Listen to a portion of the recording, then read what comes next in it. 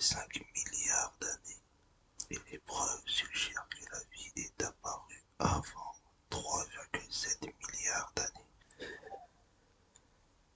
Les similitudes, les similitudes entre toutes les espèces actuelles connues indiquent qu'elles ont divergé au cours du processus d'évolution à partir d'un ancêtre commun.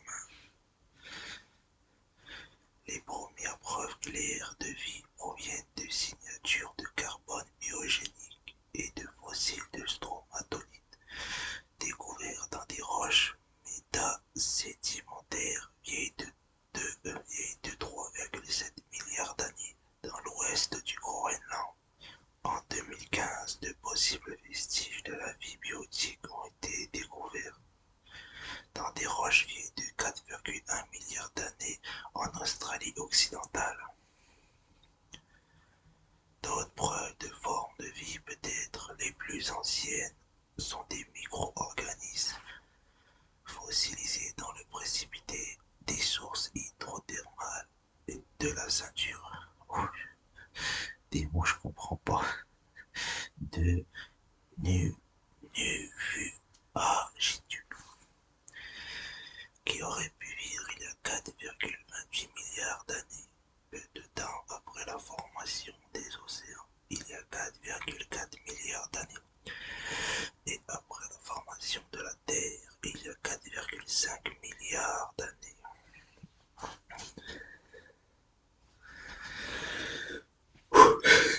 Ces premiers fossiles, cependant, pourraient provenir de processus non biologiques. Les tapis microbiens de bactéries et d'archées coexistent, était la forme de vie dominante au début de l'éon archéen, et on pense que de nombreuses étapes majeures de l'évolution précoce ont eu lieu dans cet environnement. L'évolution de la photosynthèse par les cyanobactéries vers 3,5 milliards d'années a finalement conduit à une accumulation de son déchets, l'oxygène dans les océans, après que l'oxygène libre a saturé toutes les substances. Réductrice disponible à la surface de la Terre. Il s'est accumulé dans l'atmosphère, conduisant au grand événement d'oxygénation vers 2 milliards 400 millions d'années. Les premières traces d'eucaryotes, cellules complexes avec organites, datent de 1,800 milliard 800 millions d'années, probablement en raison de la symbiogénèse entre les archées et les protobactéries, en co-adaptation contre le nouveau stress oxydatif. Les eucaryotes étaient peut-être présents plus tôt, mais leur diversité s'est accélérée lorsque la respiration cellulaire aérobie par les mitochondries a fourni une source plus abondante d'énergie biologique. Il y a environ 1,6 milliard d'années, certains eucaryotes ont acquis la capacité de photosynthétiser par endosymbiose avec des cyanobactéries et ont donné naissance à diverses algues qui ont fini par dépasser les cyanobactéries comme producteurs primaires dominants. Vers 1,7 milliard d'années, des organismes multicellulaires ont commencé à apparaître, avec des cellules différenciées exécutant des fonctions spécialisées.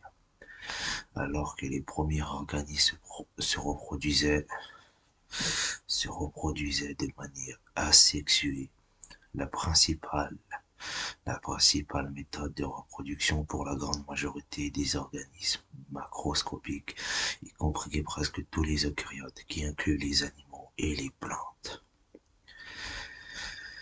est la reproduction sexuée, la fusion des cellules reproductrices mâles et femelles pour créer un zygote.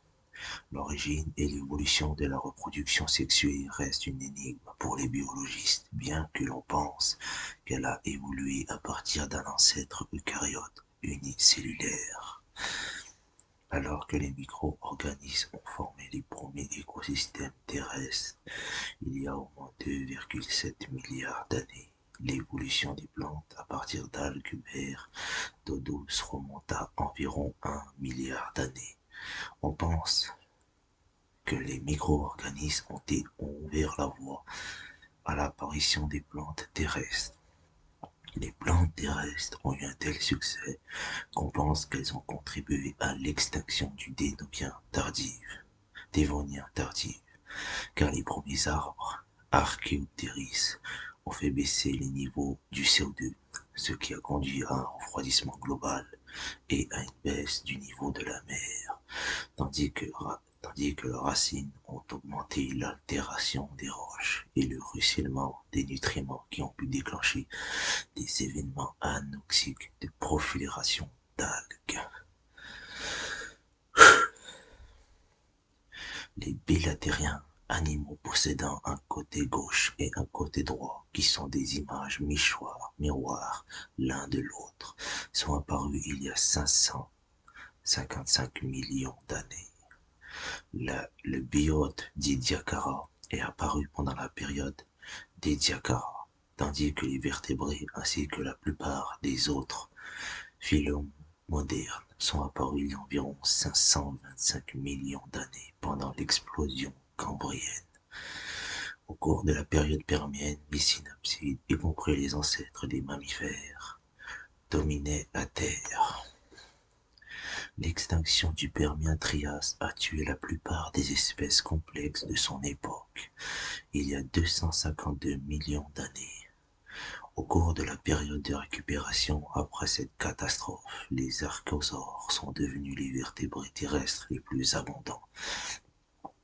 Un groupe d'archéosaures, les dinosaures, a dominé les périodes du Jurassique et du Crétacé. Après l'extinction du Crétacé paléogène il y a 66 millions d'années, les dinosaures non aviaires ont été tués. Les mammifères ont augmenté rapidement en taille et en diversité. De telles extinctions massives ont peut-être accéléré l'évolution en offrant des opportunités à de nouveaux groupes d'organismes de se diversifier. Seul un très petit pourcentage d'espèces a été identifié selon une estimation. La Terre pourrait en compter 1000 milliards, car identifier toutes les espèces microbiennes sur Terre représente un énorme défi. Seulement 1,75 à 1,8 million d'espèces ont été nommées et 1,8 million se sont répertoriées dans une base de données centrale. Les espèces actuellement vivantes représentent moins d'1% de toutes les espèces ayant jamais vécu sur Terre. Le début de l'histoire de la Terre. Les plus anciens fragments de météorites découverts sur Terre datent d'environ 4,500 milliards d'années, ce qui est associé principalement à la datation d'anciens gisements de plomb a permis d'estimer l'âge de la Terre à cette époque. La Lune a la même composition que la croûte terrestre, mais ne contient pas de noyau riche en fer comme celui de la Terre. De nombreux scientifiques pensent qu'environ 40 millions d'années après la formation de la Terre, elle est entrée en collision avec un corps de la taille de Mars, projetant des matériaux de croûte dans l'orbite qui a formé la Lune.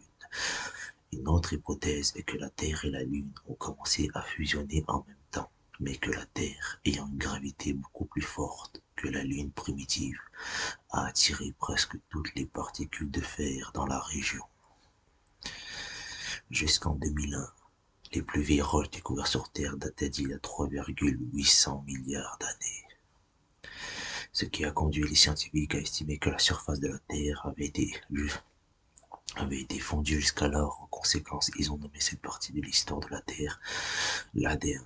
Cependant, l'analyse des zircons formés il y a 4,4 milliards d'années indique que la croûte terrestre indique que la croûte terrestre s'est solidifiée environ 100 millions d'années après la formation de la planète et que celle-ci a rapidement presque acquis, pardon, que celle-ci a rapidement acquis des océans et une atmosphère qui aurait pu être capable de soutenir la vie. Des preuves provenant de la Lune indiquent qu'entre 4 et 3,8 milliards d'années, elle a subi un bombardement tardif important par des débris laissés par la formation du système solaire, et la Terre aurait dû subir un bombardement encore plus important en raison de sa gravité plus forte. Bien qu'il n'y ait aucune preuve directe des conditions sur Terre entre 4 et 3,8 milliards d'années, il n'y a aucune raison de penser que la Terre n'a pas également été affectée par ce bombardement tardif important. Cet événement pourrait bien dépouiller toute l'atmosphère et tous les océans précédents. Dans ce cas, les gaz et l'eau provenant des impacts de comètes pourraient avoir contribué à leur remplacement, bien que leur dégazage des volcans sur Terre en aurait fourni au moins la moitié. Cependant, si la vie microbienne souterraine avait évolué à ce stade, elle aurait survécu au bombardement. Voilà, c'est terminé sur, sur ça. Mais il y aura une suite sur l'histoire de l'évolution de la vie, où on parlera des premières preuves de la vie sur Terre, origine de la vie sur Terre, impact environnemental et évolutif des tapis microbiens, reproduction sexuée et organismes multicellulaires, l'émergence des animaux, la colonisation des terres, extinction massive et plein d'autres choses. J'espère que ça vous a plu, que ça vous a